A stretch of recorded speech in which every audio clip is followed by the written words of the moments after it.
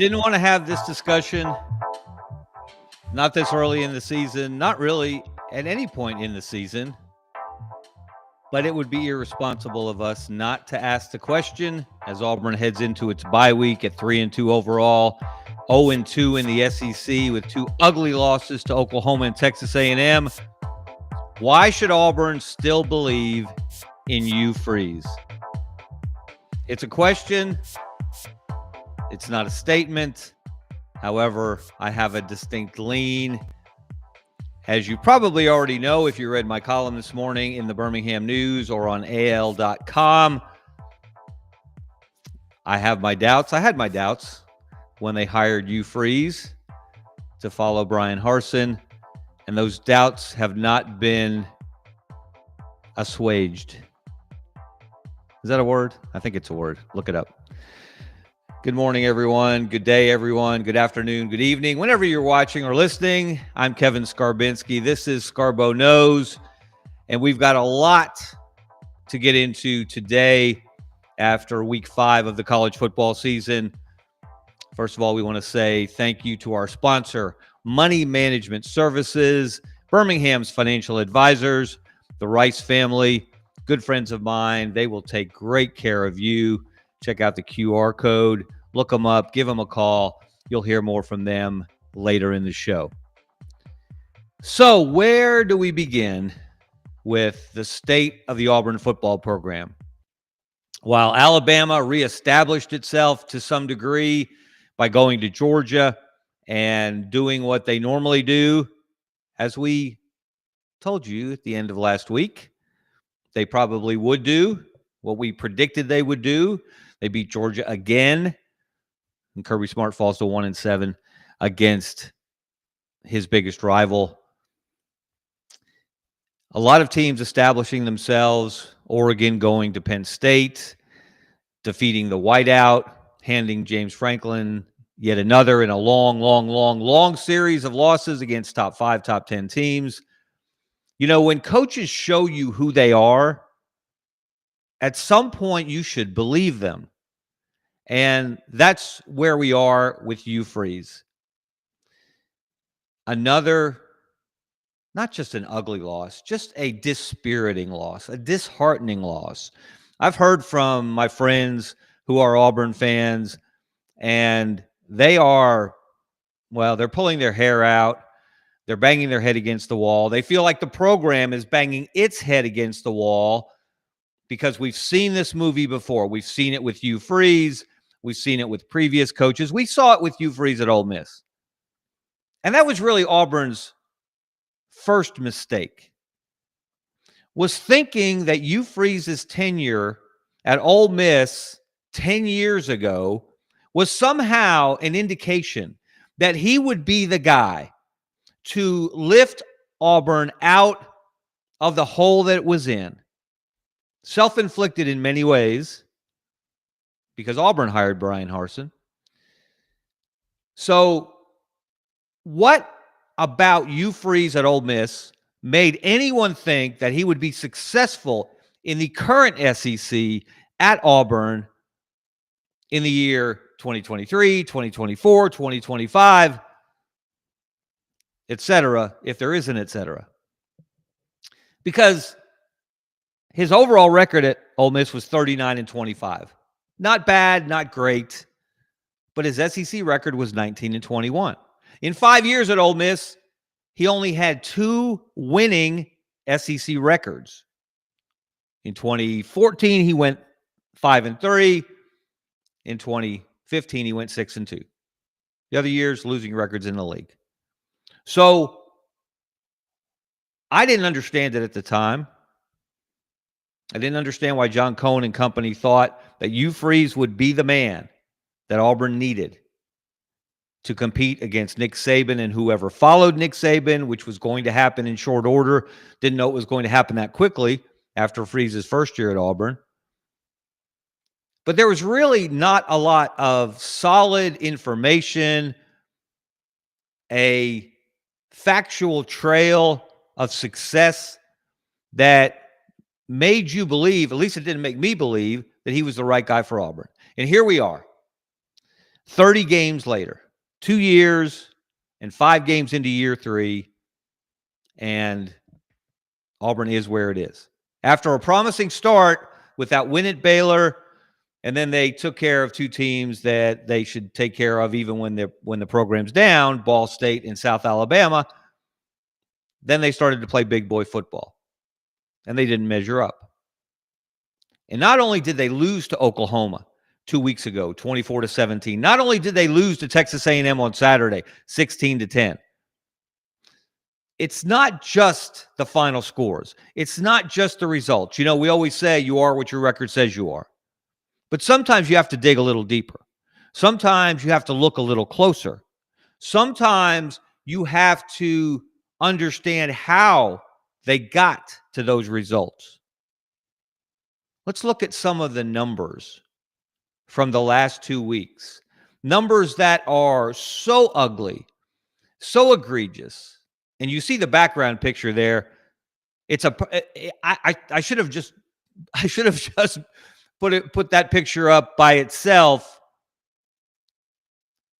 because there you have Xavier Chaplin, the transfer left tackle from Virginia Tech, looking down at Jackson Arnold, who's just been either sacked or tackled for a loss, while the Texas A&M defense enjoys another big play. But look at these numbers. Now, again, keep in mind, Hugh Freeze is the Auburn offensive coordinator.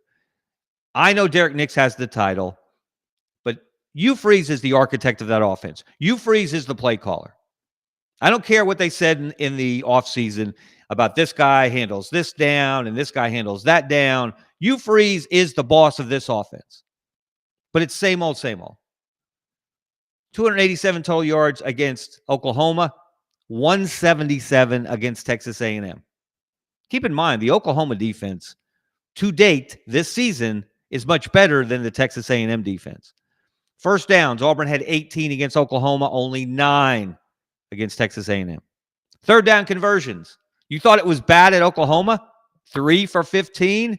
How about 0 for 13 at Texas A&M? Not a single third down conversion, and you can't get a starker contrast than Alabama going to Georgia and converting 13 of 19 times on third down against a Kirby Smart defense. That is elite. The opposite of elite is what Auburn is doing on offense right now. Sacks. Auburn gave up 9. The number came out as 10 originally. They had to redo, they had to recalculate and redo the box score. It was actually 9, not much better. 9 sacks at Oklahoma, 5 sacks at Texas A&M. Tackles for loss, 13 at Oklahoma, 6 at Texas A&M. And penalties, 13 for minus 85 yards at Oklahoma, 10 for minus 69 yards at Texas A&M. The majority of these penalties have been on the offense. 8 of the 10 penalties at Texas A&M were on the Auburn offense. It was almost like watching a horror show, the sequel. And again, when you get down into the weeds and you really look at what Auburn is doing or trying to do, not getting done on offense, the fact that they went to College Station, they played a team that had given up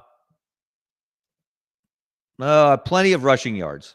I looked up the number. I don't have it in front of me. But Texas A&M's defense was not a lockdown, shut down, wrecking crew unit like it used to be back in the day going into that game. They just looked like it on Saturday. And what did Hugh Freeze say after the Oklahoma game?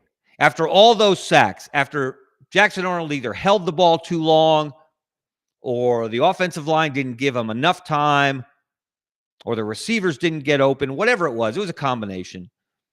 But after that, what did Hugh Freeze say last week? We have to run the ball more. We have to incorporate the tailbacks into the offense more. And I tweeted after the first quarter on Saturday, maybe someone should introduce Hugh Freeze to his tailbacks, Jeremiah Cobb and Damari Alston.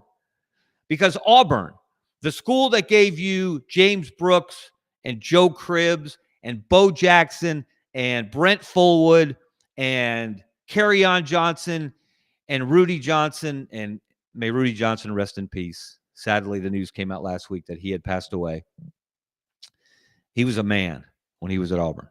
He was the SEC MVP back in 2000, Tommy Tuberville's second year at Auburn, when they went to the SEC championship game. Because until you got to Brian Harsin, every Auburn coach going back to Pat Dye did something special in his first or second year. That streak stopped with Brian Harsin, and it did not restart under Hugh Freeze. So after saying this, after saying Auburn was going to run the ball more, knowing that that is Auburn's DNA, that is in the soil at Auburn, to run the dang ball. You know how many times Auburn gave the ball to a tailback in the first quarter at Texas A&M? 0. None. Nada. Nothing. Why? Explain that. Make it make sense. And then for the entire game, a game that Texas A&M tried to gift to Auburn again and again and again, primarily by committing even more penalties for even more yardage than Auburn did. So the game was never out of reach on the scoreboard. For the entire game, Auburn's tailbacks got 8 carries. 8. Why? How? What kind of bizarro world are we living in? Where Auburn plays an entire SEC football game and its tailbacks get 8 carries. And they lose by 6 points. And their quarterback gets sacked 5 times. And their left tackle, Xavier Chaplin, the transfer from Virginia Tech, can't hear the snap count. Or so the reporting came from the sideline on the ABC broadcast, the ESPN broadcast. Same difference. Explain that. So whose offense is this? Again, this is Hugh Freeze's offense. There's only one person to blame. There's only one person responsible for this train wreck of offensive football that we've witnessed the last 2 weeks. Look at the numbers. Look at where Auburn ranks in the SEC in any number of critical offensive categories. Let's look at the SEC statistics and where Auburn stands in them after the first month of the season. Scoring offense, 12th. And again, there are 16 teams in the SEC. So if you're in double figures in any category, not good. They're 12th in scoring, 27.6 points a game. They're 14th in total offense, a little over 342 yards a game. They are 11th in rushing offense, 169 yards a game. They are 15th in passing offense, 173 yards a game. If you are 15th in passing offense and you're at least a little better in rushing offense, and the only reason you're just a little better is because you're not running the ball, maybe you should stop throwing the dang ball so much and give it to your tailbacks. Just a thought. Sacks allowed, Auburn is 16th and last in the SEC, as you might imagine. 21 sacks through 5 games for a minus 124 yards. And tackles for loss, they've given up 30 for minus 158 yards. That ranks them 14th. And I asked the question on Saturday during the game, and I'll repeat it here. Are we 100% absolutely positively sure that Billy Napier is the worst head coach / play caller in the SEC? Napier has deservedly gotten a lot of criticism for his continued insistence on calling the plays for the Gators when it's just not working. Hugh Freeze, same deal. His offense, his plan, his quarterback. And look, at some point, you have to admit when you're wrong. And Hugh Freeze was wrong about Peyton Thorne. He was wrong to single him out, to bring him out of the transfer portal before that first year at Auburn in 2023. And then he doubled down on his delinquency by sticking with Peyton Thorne for another year, a year ago. So obviously, Auburn had to go get a quarterback. They had a 5-star high school signee in Deuce Knight coming in, but they had to get a veteran. They had to get someone with experience. And especially if that experience were SEC experience. Now, it doesn't have to be SEC experience. Look what John Mateer's done in his time coming from Washington State to Oklahoma. And Brent Venables looks like he was right about Jackson Arnold. He wasn't the guy to be the guy for Oklahoma. He is the guy for Auburn, but he's not playing like it. Now, there are a lot of reasons for that, and it's not all on him. But he's just not getting it done. He's just not identifying, when he has time, open receivers. He's just not giving those receivers, like Cam Coleman and Eric Singleton, an opportunity to win a one-on-one battle with the ball in the air. I like my chances, especially with Cam Coleman at his size, with his athleticism. He almost looked bored on Saturday. I'm sure he wasn't, but he almost looked it. He dropped a ball he normally wouldn't drop. So those receivers have got to be getting frustrated, because when they are open, or when there is an opportunity for a 50-50 ball, Jackson Arnold's not delivering it. And he's not delivering it either because he's holding the ball too long, he's gun shy. The offensive line, it has him running for his life. Again, there are multiple pieces to this puzzle. But the full picture tells you it's not working. And Hugh Freeze said after the game on Saturday, during this bye week, they were going to evaluate everything about the offense, including who's calling the plays, including the design, including who's playing quarterback. It's hard to imagine him throwing Jackson Arnold under the bus at this point and making a change there, but guess who you're playing next? Georgia. Now, Georgia has to play Kentucky this week. Georgia's going to be angry. Georgia probably will still be angry when it goes to Auburn in 2 weeks because of what happened on Saturday night in Athens. Georgia's margin for error shrank because of that loss to Alabama. And Auburn has not beaten Georgia since, 2017 in the regular season. So you've got to do something different.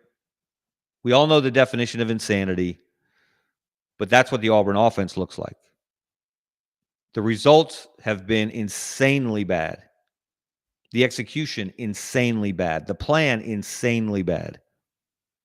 None of it is working. You can't really put it on the running backs in the running game, though, because they haven't dedicated themselves to it. They did against Baylor.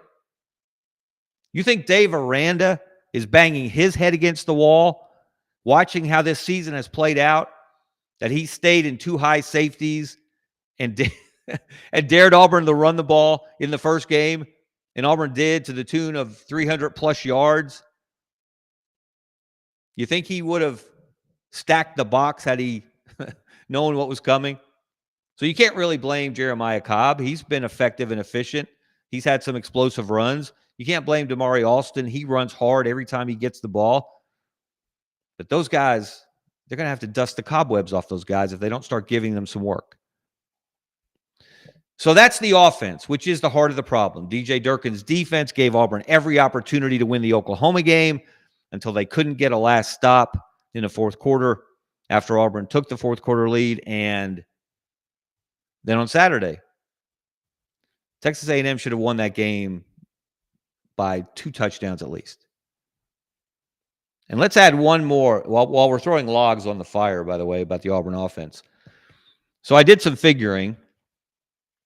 And despite everything, despite the penalties, the self-inflicted wounds, Auburn had 4 possessions in the last 2 games in the fourth quarter with a chance to take the lead / win the game. They had one of those at Oklahoma, and they had 3 of those at Texas A&M. And in those, this is, you almost have to try to be this bad, unless you're playing the 85 Bears. And Oklahoma's defense, as good as it is not the 85 Bears. And Texas A&M's defense, as good as it looked on Saturday, gave up 40 points at Notre Dame. It's not the 85 Bears either. In the 4 possessions in the last 2 games in the fourth quarter, when Auburn had a chance to go down the field, score a touchdown, win the game, Oklahoma, their last possession, 7 plays, minus 8 yards. Texas A&M, 3 possessions in the fourth quarter to take the lead, win the game. First time they went 3 plays, minus 4 yards. Second possession with 2:41 left, 3 plays, 0 yards. Incompletion, punt. And then Auburn got the ball back again with 1:47 left. They got off 4 snaps. They gained 3 yards. Total. They got to a 3rd and 1. What'd they do? Did they hand the ball to Jeremiah Cobb to get the first down, to stop the clock, to get a fresh set of downs? Oh, no. They threw a pass.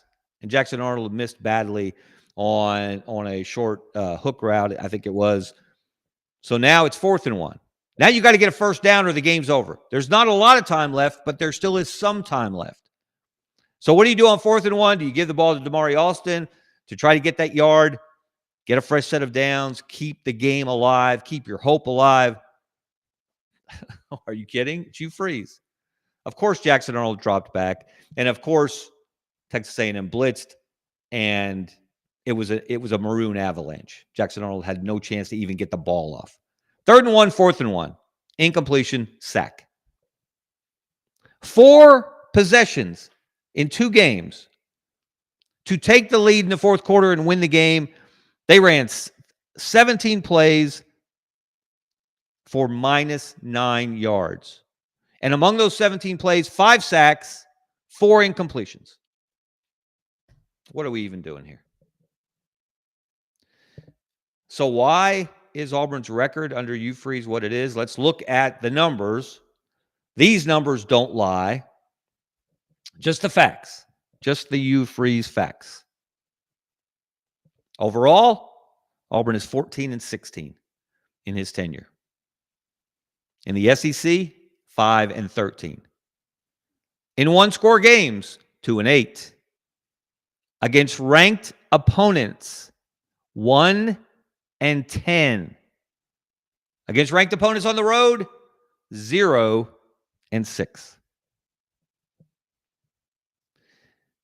This is who Hugh Freeze is. Again, when a coach shows you who he is, believe him. Hugh Freeze had a losing SEC record at Ole Miss. He has an even worse losing record at Auburn. And Ole Miss wasn't in the greatest shape when he took over in Oxford.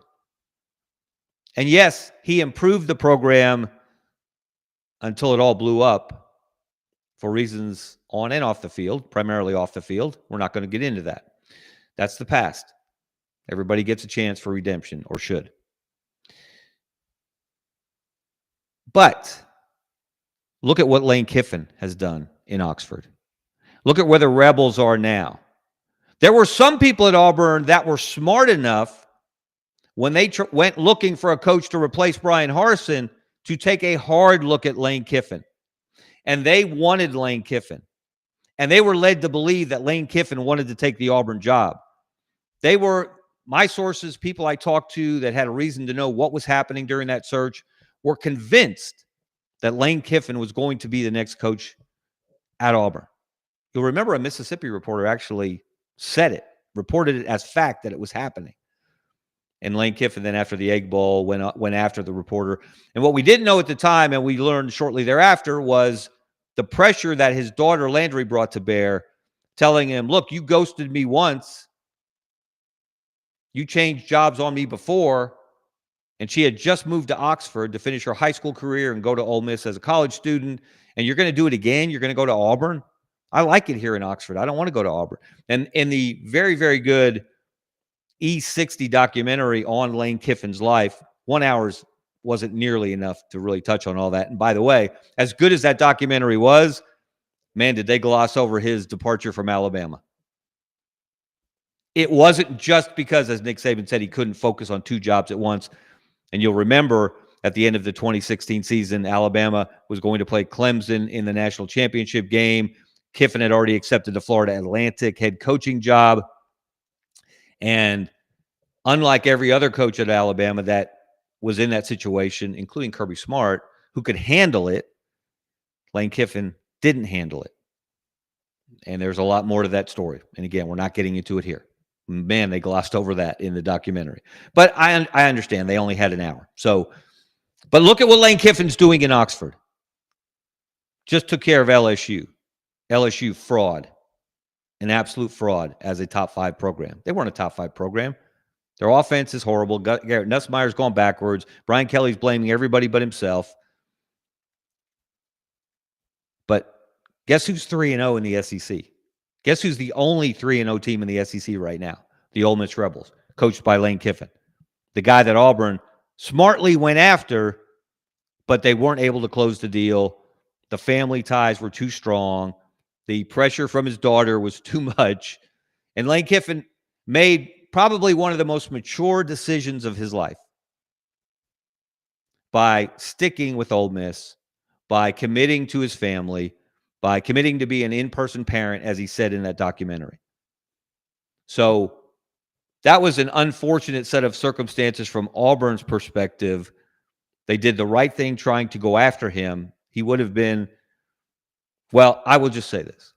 We don't know exactly what would have transpired. It's always hard to know exactly how a coach would have done at any particular job at any particular time. However, there are plenty of clues. And you think Lane Kiffin couldn't have done at Auburn what he's doing at Ole Miss, given the relative histories and traditions of those two programs? They're not even close. Auburn has been far more successful than Ole Miss in football in the modern era in my lifetime. And my lifetime goes back a few years. So Auburn went for, instead of getting Lane Kiffin, they went for Timu Gus Malzahn. And this is what you get. 14-16 overall, 5-13 in the SEC. Where do they go from here? Here's the schedule. Here's the remaining schedule. And this is the story. And there he is. He's back. I once heard, I think it was Robin Williams, comedian, said, only 2 things are going to survive a nuclear holocaust: cockroaches and Keith Richards from the Rolling Stones. I would add Bobby Petrino to that list. Despite everything that man has done, despite the wreckage he's left behind at every program he's coached, he is now the interim head coach at Arkansas, because Arkansas wasted no time after that debacle against Notre Dame on Saturday in Fayetteville. They fired Sam Pittman. And, you know, you can agree that it's time for a change and but still feel really bad for the person. Sam Pittman, I haven't spent much time around him, but I got to say, from all accounts, just a good dude who loved that job, loved that school, loved that state, poured everything he had into it. It just didn't work. It worked at first, but it just went wrong. And once it starts to go wrong, it's hard to turn it back in the right direction. So here's Bobby Petrino as the interim coach at Arkansas. And why is that relevant to Auburn? Well, if you know anything about the history of Auburn, you know Bobby Petrino has played a rather prominent place in it. Look at the games. First of all, let's just say the games that Auburn still has to play. And again, every SEC school is playing the same teams they played last year in the conference. They're playing them again, just flopping home and home. But look what Auburn did in its last game against each of its remaining opponents. Georgia, lost. Last year against Missouri, lost. Last year against Arkansas, lost. Last year against Vanderbilt, lost. Last year against Alabama, lost. Now, Georgia is not as good as it was last year. I think we can at least reach that conclusion at this point. Missouri looks better than last year. Arkansas, looks worse. Vanderbilt looks better than last year, and Alabama better buckle up on Saturday when the Commodores roll into Tuscaloosa. Alabama looks better than last year because they just went on the road and looked like a championship team in Athens. And Ty Simpson looked like one of the best quarterbacks in the country. And if you listened to Scarbo Knows, you would have already known that he had that potential, that he's been moving in that direction. But the game that I have my eye on more than any other one on the Auburn schedule for the rest of the year is October 25th in Fayetteville, Arkansas. And here's why. Bobby Petrino, of course, was one of the villains of Jetgate. At the end of the 2003 season, Auburn fired Tommy Tuberville. They just neglected to tell Tommy Tuberville.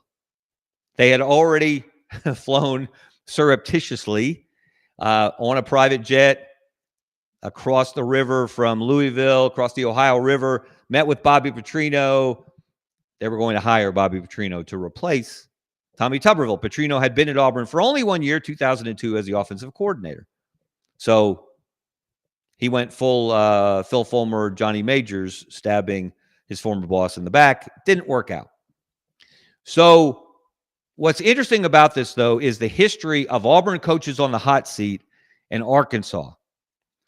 Back in 2008, Petrino was the coach at Arkansas. Tommy Tuberville was on the hot seat. Arkansas went to Auburn, and Petrino beat his old boss and helped push him toward the door. That was Tuberville's last year at Auburn. 2012, this was the season after Petrino's motorcycle accident, his lies that caught up to him about an inappropriate relationship with a subordinate. He gets fired, so they hire an interim coach, John L. Smith, one of the wackiest guys we've ever seen in college football. John L's coaching Arkansas. They're not really good, but they go to Auburn, and they beat Gene Chizik and the Tigers. And so an interim coach at Arkansas helped push an Auburn coach toward an exit. So here we are all these years later, and Arkansas has another interim coach, just happens to be Bobby Petrino, and very possibly, probably, likely, at the end of October, if Auburn doesn't figure something out offensively, if Hugh Freeze doesn't come up with some brilliant adjustments during this bye week, he's going to be on the hot seat as much as he's been during his time at Auburn when they go to Fayetteville. And Bobby Petrino is going to be sitting there waiting for him. I'm not saying, I'm just saying. So here we are again. Auburn football. The fans deserve better. The fans deserve much better. They're as loyal a fan base as you will find in the United States of America. They will show up on October 11th for that night game against Georgia, and it will be an electric atmosphere. They will bring hope without reason in abundance. They will believe, despite all the reasons Hugh Freeze has given them not to believe, the Auburn family will show up and they will believe. And they will do their part to try to help Auburn beat one of its two main rivals, Georgia, for the first time since the 2017 regular season. Auburn deserves better. I'm not convinced that Hugh Freeze can give it to them. All right, that's going to do it for us here today on Scarbo Knows. I'm Kevin Scarbinsky. Thank you for watching. Thank you for listening. Thank you to executive producer Brendan Martin on the Sidelines.live network. And thank you to our sponsor, Money Management Services. See ya. Since 1992, Money Management Services in Birmingham has provided individuals and business owners with trusted, fee-only financial advice. We're more than advisors, we're your financial family. From retirement planning to tax strategies and estate planning, our team builds personalized wealth management plans tailored to your life. At Money Management Services, we treat you like family because when you walk through our doors, you become part of ours.